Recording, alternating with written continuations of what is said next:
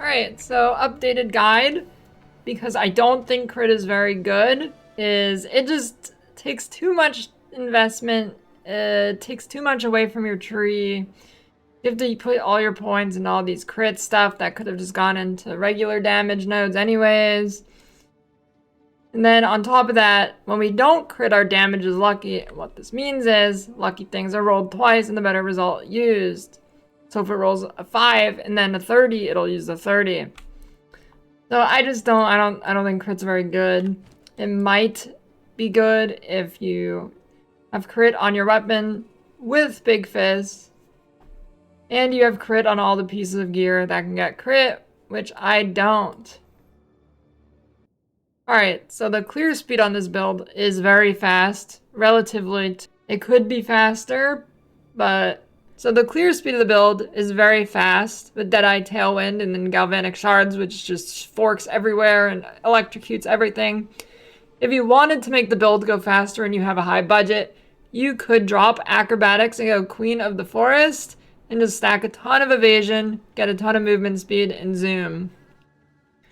Damage on this build is big single target with Plasma Burst and Shockburst rounds.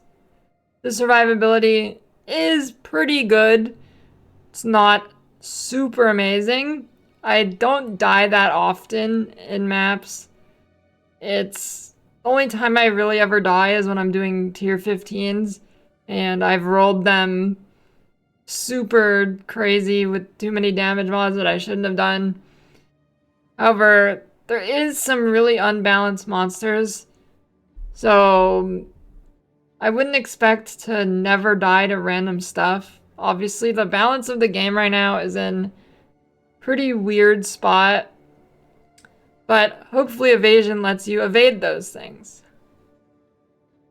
So with acrobatics, we can get up, I have up to 80% on melee hits to evade and about 75% chance to evade non-melee hits.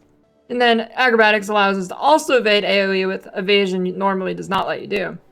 Tailwind will give us 30% additional damage reduction, 150% increased evasion rating, and 10% skill speed from when we are mounting max stacks. And they stack pretty fast with our large attack speed. On bosses, you'll pretty much always have 100% uptime. Mapping, it can drop occasionally, but I find it has pretty good uptime. An additional thing is skill speed actually helps our reload speed. Leveling this won't be great, so you should follow a leveling guide for Fub Gun or Lightning Arrow. You could also go Route 2's Gas Grenade leveling guide, but then you'll have to respec more. You can swap to this build as soon as you get Shockburst rounds. Although if your damage is really low, it might not feel great as you need to shock enemies for your single target. Why Deadeye? I think Deadeye is just the most well-rounded choice. It has a great starting place on the tree, great ascendancy nodes for damage, speed, defense. I think Deadeye is just way better than Witch Hunter or Gemling. I don't think Mercs are particularly good with crossbow skills. Deadeye just does everything better, has more defense. Witch Hunter will have more burst, but I want to say Deadeye will have more damage uptime and more damage at the end of the day in a sustained fight. That being said, you can still go on either mercenary if you already have them rolled. They're just going to be worse. The ascendancy order, you should probably go the 2 Tailwind nodes first, or you can go Tailwind and then the Point Blank if you want, but you can really go any order you want. They're all super solid. Really no wrong choice. I would just say probably go the projectile last. So I've upgraded my weapon. It's pretty insane now. It has 556 DPS. Then I corrupted it. Got an additional socket for another increased fizz thing. Pretty just insane weapon. My helmet got life rarity res. My amulet is probably my worst piece of gear right now. I need to replace it. I anointed after image for more evasion. Now with acrobatics on, I get 80% chance to avoid strikes, 74% chance to avoid projectiles. And then socket in rarity for all these sockets, except for on your chest piece and weapon. So, ring, I just got life. Res, rarity.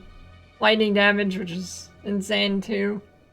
That's not necessary. Rarity, res, evasion. Toku's current. A lot of people ask, are these mandatory? No, but they're very nice. They are a huge defensive layer in maps. Once you get enough damage, you just freeze. Well, not freeze, but you electrocute, which is essentially a stun. Just everything you hit while clearing.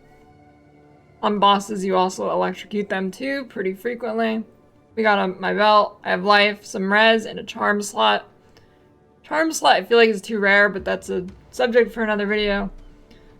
But I got a gold charm and a thawing charm, so I died a lot when getting frozen. If you want, you can replace the gold charm for a res charm. I was doing that for a while. Speaking of my res, I'm nearly res capped. I just need a little bit of cold. Probably will end up like divining a piece of gear eventually. Boots, gun movement, speed, evasion, life, rarity, cold res. Health and life. Health and mana flask I don't think are optimal yet. I need to fix those. Here's the tree. I still don't have my 4th lab, so all damage you see, just keep in mind I don't have 4th lab. That being said, I'm not actually sure how much this will affect your DPS, because when using a Shockburst, it actually makes your ammo deplete slower. So it's just like adding, I think it might essentially be just adding double your clip size. See, it says 19. So let me move my camera, actually. I'll just turn it off. So you see here how slow it goes down, right? What is it? Let me switch this to this. Time to learn something new. See, it's slower now. What is it? So with that in mind, it's not really that crazy as I thought it would be. It's still a net DPS increase because you're shooting more, but it's not going to be just straight up double damage. Now on the plasma burst, it will just straight up add more damage though, because of the long cooldown, so you'll get another shot. But there's really no other great nodes to take anyways.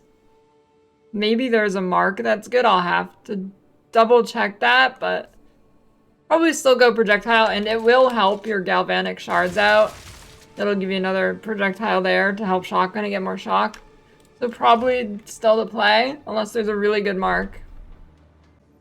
Okay, so for the rotation, what you do is you go into the boss fight, you charge up your plasma burst, you walk in, the boss has, pretty much every boss has a starting animation. As soon as they get out of it, boom, boom, boom, you get a big shock on them. You do your mark, then you throw a grenade, then you shock burst rounds, shoot them, emergency reload, and you keep shooting them till the shock's gone. When the shock's gone, you will use galvanic shards to try and get the shock back. Make sure you are remarking them. It will only last 8 seconds. Yeah, that's it. Sorry for the brain lag in this video. I just woke up. And I'm just pumping it out before I start streaming.